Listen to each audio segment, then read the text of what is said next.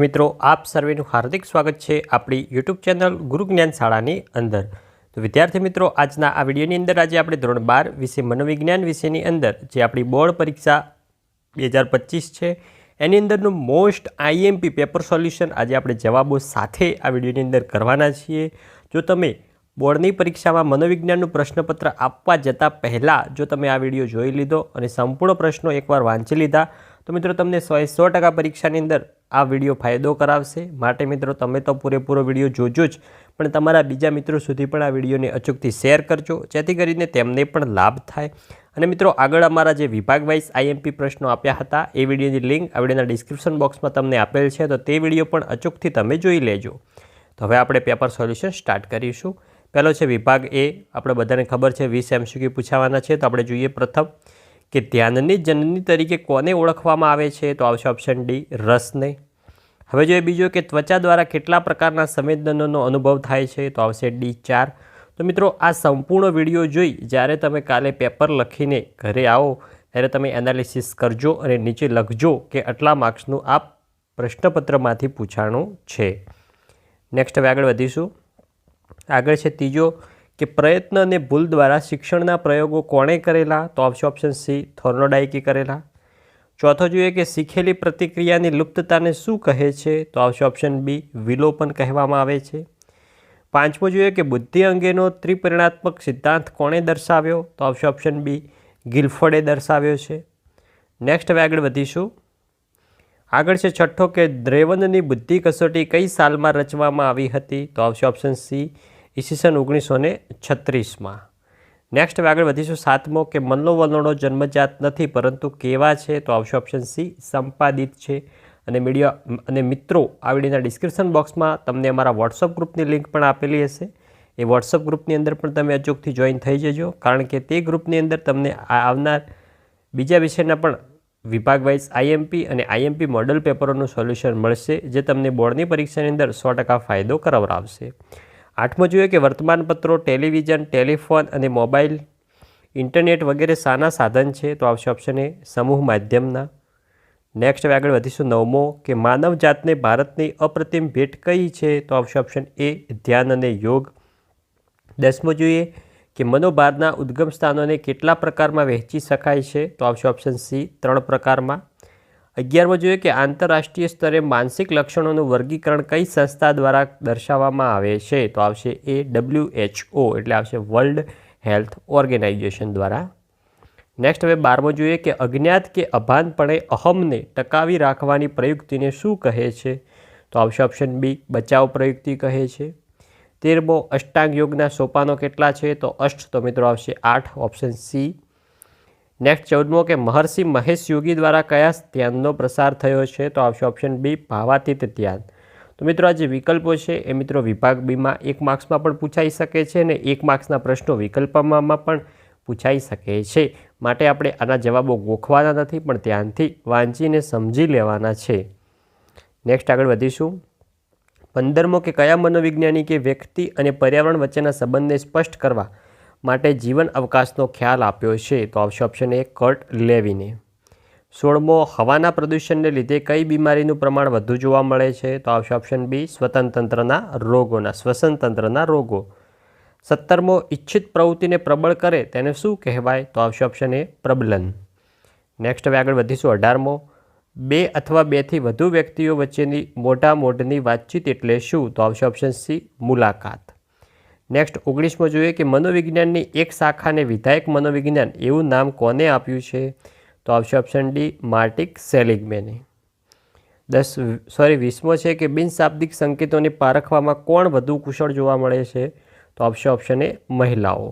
તો મિત્રો આપણો અહીંયા વિભાગ એ પૂરો થાય છે। હવે આપણે જોઈએ વિભાગ બી, જેમાં મિત્રો છે 1-2 વાક્યમાં ઉત્તર લખો, એમાં ટોટલ 10 પ્રશ્ન પૂછાશે। વિભાગ બી આપણો થશે 10 માર્ક્સનો। જોઈએ એમાં પહેલો કે કડવો સ્વાદ જીભના કયા ભાગથી પારખી શકાય છે, તો જીભના પાછળના મૂળ ભાગથી પારખી શકાય છે। અને મિત્રો 1 માર્ક્સમાં જે પ્રશ્ન હોય એમાં જે મિત્રો મેઇન જવાબ હોય, જેવી રીતે કે આમાં મેઇન જવાબ છે જીભના પાછળના મૂળના ભાગથી, તો એના નીચે તમે અંડરલાઇન પણ કરી શકો છો જો તમારી જોડે સમય બચ્યો હોય તો।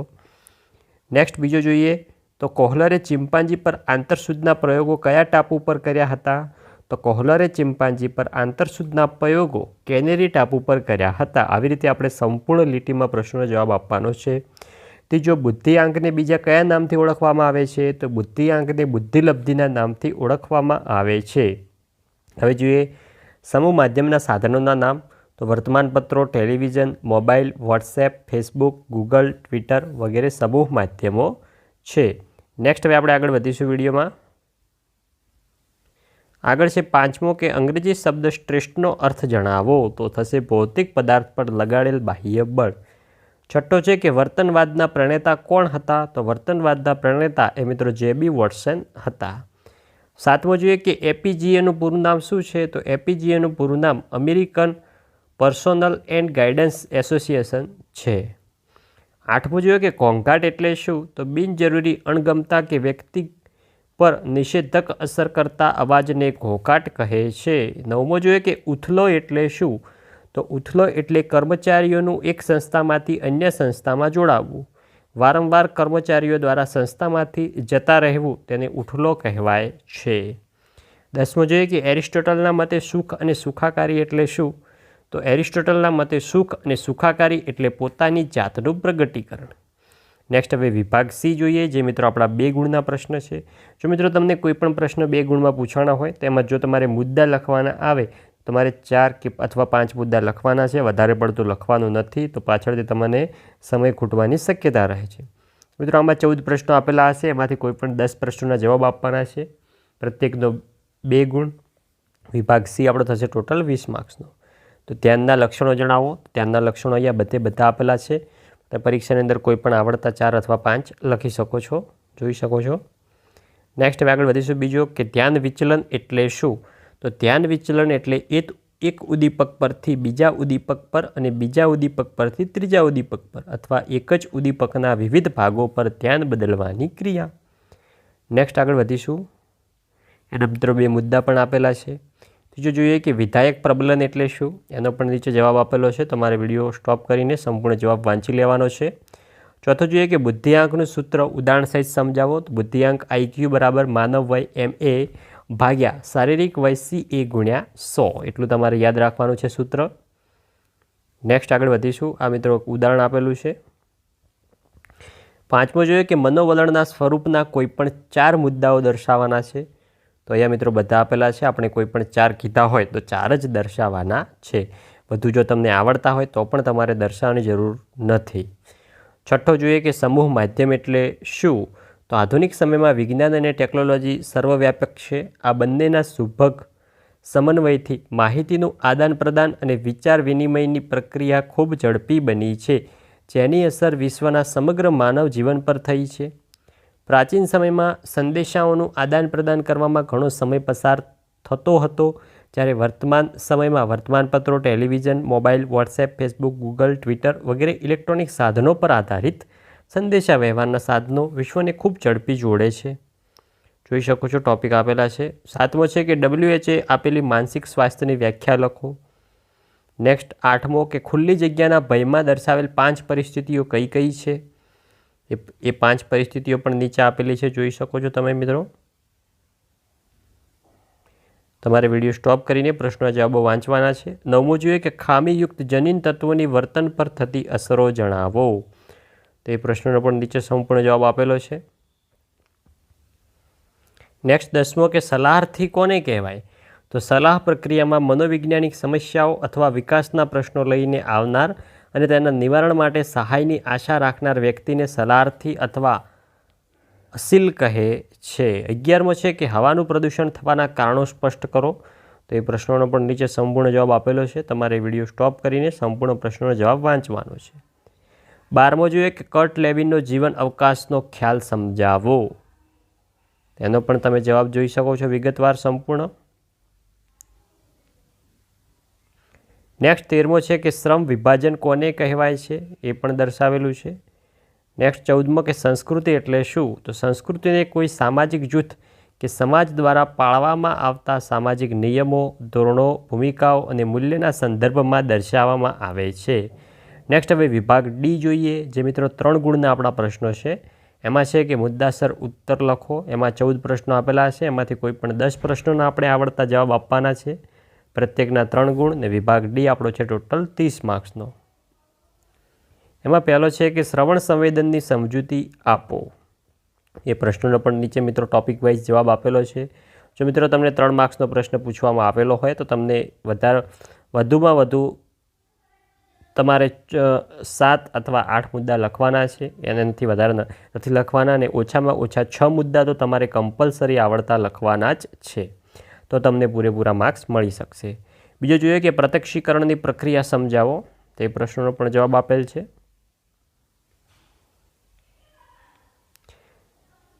નેક્સ્ટ ત્રીજો જોઈએ કે પ્રબલનના પ્રકારો ઉદાહરણ આપી સમજાવો. એ પણ જોઈ શકો છો તમે. પ્રબલનના 2 પ્રકારો, વિધાયક પ્રબલન અને નિષેધક પ્રબલન.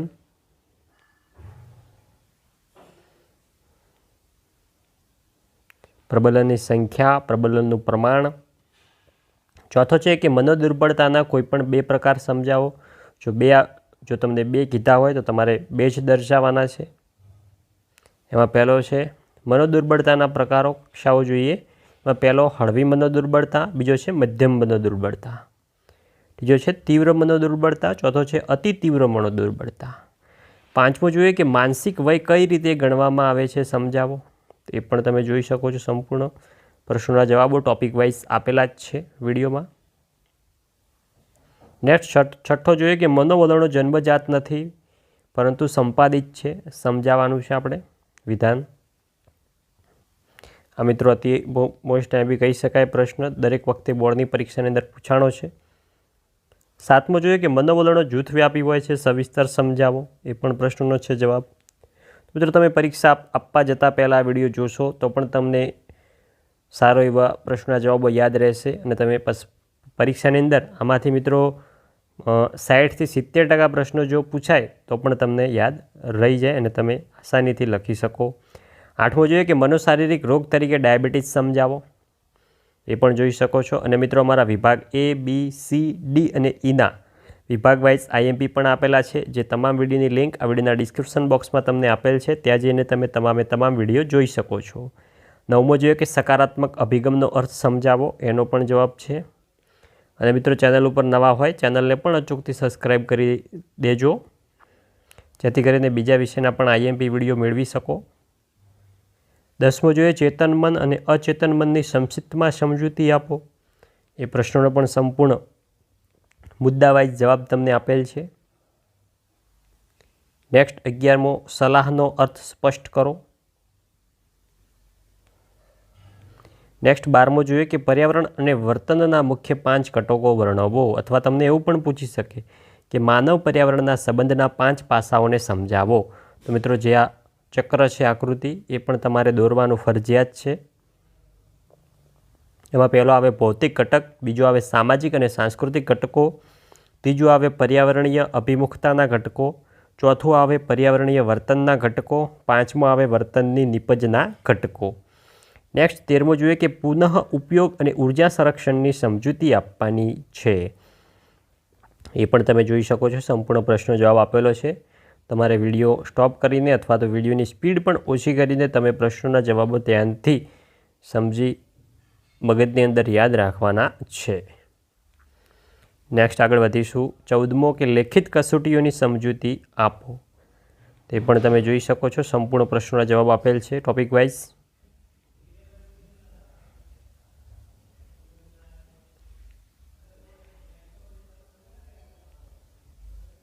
જે તમારે ધ્યાનથી વાંચવાના છે. હવે વિભાગ E જોઈએ, જે મિત્રો 5 ગુણના પ્રશ્ન છે. એમાં છે સવિસ્તર ઉત્તર લખો. એમાં ટોટલ તમને 6 પ્રશ્નો આપેલા હશે. એમાંથી તમને આવડતા 4 પ્રશ્નોના જવાબ આપવાના છે. પ્રત્યેકનો 5 ગુણ રહેશે અને કુલ ગુણ છે આપણા 20 વિભાગ Eના.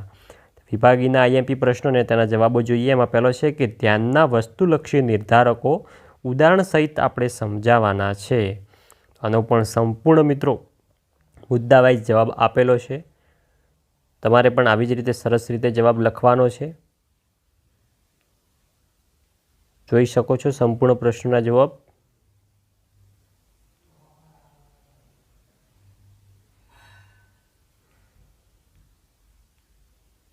નેક્સ્ટ બીજો જોઈએ કે પ્રત્યક્ષીકરણમાં સંગઠનના નિયમો સમજાવો. એના અથવામાં છે કે પ્રત્યક્ષીકૃત સંગઠનમાં સમાવેશકતા સમજાવવાની છે. તો એના પણ મિત્રો આપેલો છે સંપૂર્ણ જવાબ, જોઈ શકો છો તમે વિડીયોમાં.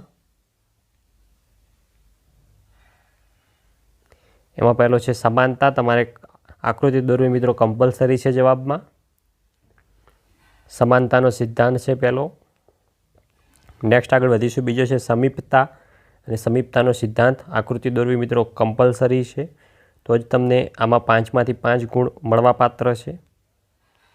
નેક્સ્ટ ત્રીજો જોઈએ તો સમાવેશકતાનો સિદ્ધાંત, એની પણ આકૃતિ આપેલ છે. નેક્સ્ટ હવે જોઈએ કે પૂરકતાનો સિદ્ધાંત લાસ્ટ, એ પણ જોઈ શકો છો. તમને જેટલા સિદ્ધાંત માગેલા હોય 1, 2, 3 અથવા 4 એટલા જ તમારે લખવાના છે. જોઈ શકો છો સંપૂર્ણ પ્રશ્નનો જવાબ આપેલ છે. નેક્સ્ટ આગળ પ્રશ્ન જોઈએ કે સીટી મોર્ગને દર્શાવેલ શિક્ષણની વ્યાખ્યા આપી તેને વિસ્તારથી સમજાવવાની છે. એના પણ નીચે જવાબો આપેલા છે, જોઈ શકો છો તમે સંપૂર્ણ. એ પણ તમારે વિડીયો સ્ટોપ કરીને લખતા રહેવાનું છે. સોરી, લખવામાં તમારો ટાઈમ વેસ્ટ જશે, તો અત્યારે તમારે ખાલી ફક્ત વાંચવાનું જ છે. તો લખવા બેસશો તો તમારી જોડે મિત્રો હવે વધુ ટાઈમ નથી. જોઈ શકો છો સંપૂર્ણ પ્રશ્નોના જવાબો. નેક્સ્ટ ચોથો કે સ્કિનરની સમસ્યા પેટીની રચના અને તેની પ્રયોગ યોજના સમજાવો. એ પણ જોઈ શકો છો સંપૂર્ણ પ્રશ્નનો જવાબ આપેલ છે. તમારે ધ્યાનથી વાંચવાનો છે. સ્કિનરનો પ્રયોગ આપેલ છે, સંપૂર્ણ પ્રયોગ તમારે વર્ણવવાનો છે. ટોપિક વાઇઝ મુદ્દા પાડીને. 5મો જોઈએ કે પ્રતિભા સંપન્નતાના લક્ષણો વર્ણવો. એના પણ લક્ષણો નીચે તમારે ટોપિક વાઇઝ આપેલા છે. કોઈ પણ 10 મુદ્દા તમારે લખશો તો તમને 5 ગુણ મળવાપાત્ર છે. નેક્સ્ટ છે છઠ્ઠો કે ગ્રીન હાઉસ અસરની વિગતે સમજૂતી આપો, અથવા છે ટૂંક નોટ લખો ગ્રીન હાઉસ અસર. તો ગ્રીન હાઉસ અસર તો આપણે ધોરણ 8, ધોરણ 9, ધોરણ 10માં પણ ભણી ગયા છીએ આગળ. એ પણ તમે જોઈ શકો છો સંપૂર્ણ ગ્રીન હાઉસ અસર. ટોપિક વાઇઝ તમારે કોઈ પણ 10 મુદ્દા લખવાના છે, તો તમને 5માંથી 5 ગુણ પૂરેપૂરા ગુણ મળવાપાત્ર છે. જોઈ શકો છો. તો વિદ્યાર્થી મિત્રો, આ હતું આપણું ધોરણ 12 વિષય મનોવિજ્ઞાનનું અતિ મોસ્ટ આઈએમપી બોર્ડનું મોડલ પેપર. તો વિદ્યાર્થી મિત્રો, બીજા વિષયના પણ આઈએમપી વિડીયો જોવા માટે અમારી ચેનલને અચૂકથી સબસ્ક્રાઈબ કરી દેજો, અને ધોરણ 12માં દરેક વિષયમાં 90+ ગુણ લાવવા માટે અમારી ચેનલને અચૂકથી સબસ્ક્રાઈબ કરી દેજો. અને મિત્રો, ધોરણ 12ના મોડલ પેપરનું પણ સોલ્યુશન આ પેપર જેવી રીતે કરાવ્યું એવા બીજા વિષયના પણ પેપરો અમારી ચેનલ ઉપર મળશે. તો અચૂકથી વિડીયો જોજો, અને તમને આવનાર મનોવિજ્ઞાનના પેપર માટે બેસ્ટ ઓફ લક, અને થેન્ક યુ અમારો વિડીયો લાસ્ટ સુધી જોવા માટે. મળીશું આવનાર વિડીયો સાથે. ત્યાં સુધી આવજો. જય હિન્દ, જય ભારત.